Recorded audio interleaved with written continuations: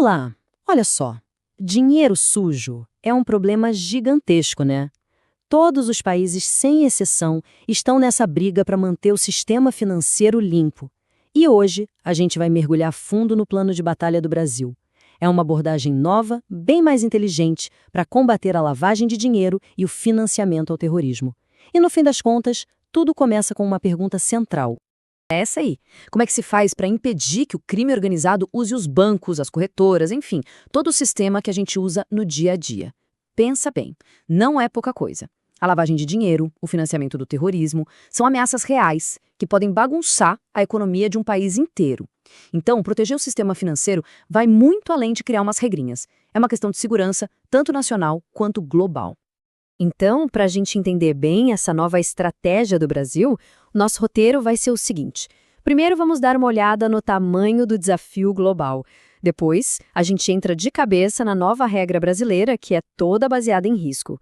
E aí, vamos detalhar os 3 pilares principais. Primeiro, conhecer o cliente. Depois, seguir o rastro do dinheiro. E, por último, analisar e reportar as ameaças. Vamos nessa? Ok, começando pelo começo. O cenário global. Pensa no sistema financeiro como o sistema circulatório da economia, sabe? É o que faz tudo girar. O problema é que essa mesma eficiência, essa velocidade toda, também pode ser explorada por quem quer fazer coisa errada. É por isso que essa é uma batalha sem fim, que está sempre mudando, no mundo todo. E aqui está o ponto-chave da história toda. Os bancos e outras instituições financeiras não são só espectadores. Pelo contrário, eles estão bem ali, na linha de frente. São eles os porteiros do sistema. Isso quer dizer que a responsabilidade de blindar a integridade do nosso sistema financeiro está em grande parte nas mãos deles. É um peso e tanto. É exatamente aqui que entra a grande mudança no Brasil. A Circular 3.978 do Banco Central. E o mais legal dessa norma é que ela não foi uma coisa imposta de cima para baixo, sabe? Muito pelo contrário, ela nasceu de uma consulta pública que teve mais de 500 sugestões. Isso mostra que foi um esforço conjunto para criar uma defesa mais forte e, principalmente, mais esperta. E a filosofia por trás dessa circular é a tal da abordagem baseada em risco. O que isso quer dizer na prática? Simples. Acabou aquela ideia de uma regra única para todo mundo. Agora cada instituição precisa ser proativa. É como um médico que não dá o mesmo remédio para todo o paciente. O banco precisa olhar para dentro, analisar seus próprios clientes, seus produtos e entender onde é que eu estou mais vulnerável. E essa imagem aqui resume perfeitamente a mudança de chave.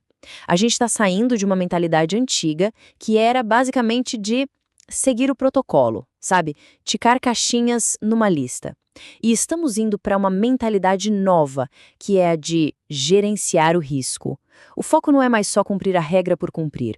O foco é ser eficiente de verdade na hora de prevenir o crime. É uma virada de jogo. Muito bem, vamos entrar no primeiro pilar dessa muralha de prevenção. A base é um princípio que parece até óbvio. Conheça o seu cliente. Só que a nova regra vai bem além disso. Ela expande essa ideia. A obrigação agora vale também para os funcionários, os parceiros, os fornecedores. A lógica é, você precisa saber com quem está fazendo negócio em todos os sentidos. E esse processo de conhecer o cliente, que o pessoal do mercado chama de KYC, tem 3 passos bem claros. O primeiro é identificar quem é essa pessoa de verdade. Documentos, tudo certinho. O segundo é qualificar. Ok, qual a capacidade financeira dela? De onde vem esse dinheiro? E o terceiro, super importante, é classificar. Essa pessoa representa um risco baixo, médio ou alto, porque é isso que vai definir o quão de perto o banco vai ter que ficar de olho. E dentro desse universo de clientes, existe uma categoria que recebe uma atenção especial. São as pessoas politicamente expostas, ou PEPs, para encurtar. Pensa assim, por estarem em cargos públicos importantes e terem muita influência, essas pessoas, e também suas famílias e assessores mais próximos, são vistas como de maior risco para envolvimento em corrupção, suborno, por isso a lupa em cima delas tem que ser bem maior. E para não ficar uma coisa abstrata, a própria circular, lá no artigo 27, diz com todas as letras quem são essas pessoas aqui no Brasil. A lista é grande, viu?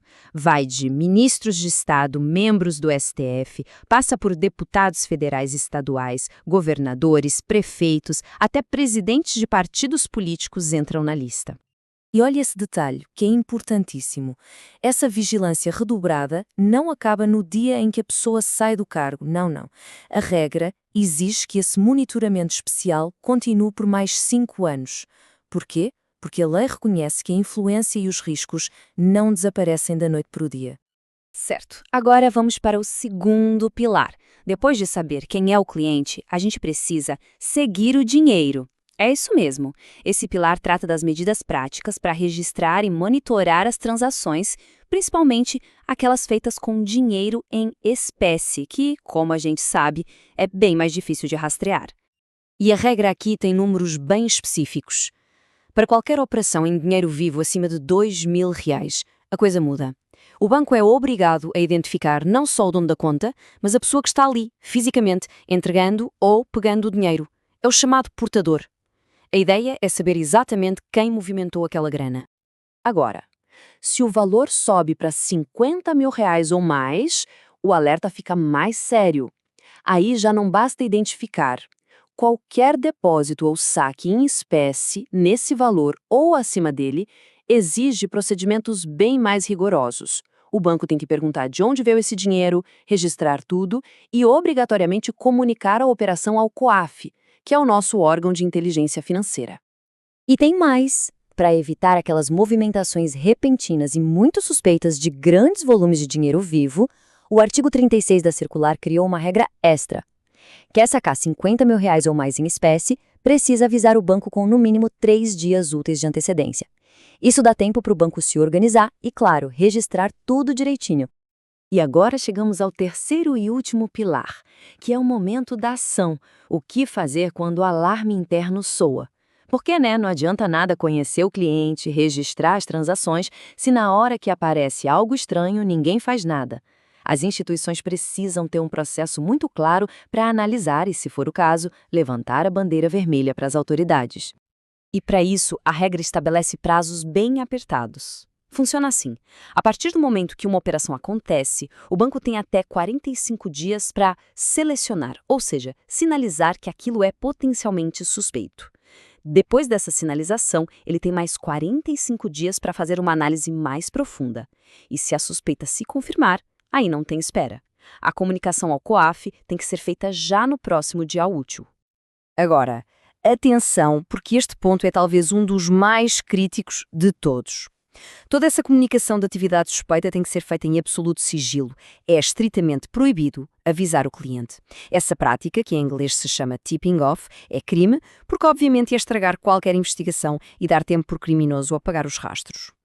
Então, quando a gente junta todas as peças, o que a gente vê? Que esses 3 pilares, conhecer o cliente, seguir o dinheiro e reportar ameaças, não são coisas separadas. Eles se encaixam, se conectam para formar um sistema de defesa completo. É como construir uma verdadeira muralha de prevenção em volta de todo o sistema financeiro. Mas, se a gente tivesse que resumir a alma dessa nova abordagem, estaria tudo aqui, nessa frase do artigo 3º da circular. O objetivo final não é só criar mais um calhamaço de regras. É ir mais fundo, é promover uma cultura organizacional de prevenção. Em outras palavras, é fazer com que a vigilância, o cuidado, faça parte do DNA de cada banco, de cada financeira. Sem dúvida, essa circular 3.978 é um passo gigantesco para o Brasil. É a troca daquela mentalidade antiga de só seguir regras por uma nova de gerenciar riscos de verdade. Mas e o futuro? Isso tudo nos deixa com uma grande pergunta, especialmente agora no mundo de Pix, de criptomoedas, de pagamentos que acontecem em 1 segundo. Será que a luta contra o crime financeiro vai conseguir acompanhar essa velocidade toda? É uma reflexão que fica no ar. Muito obrigada pela companhia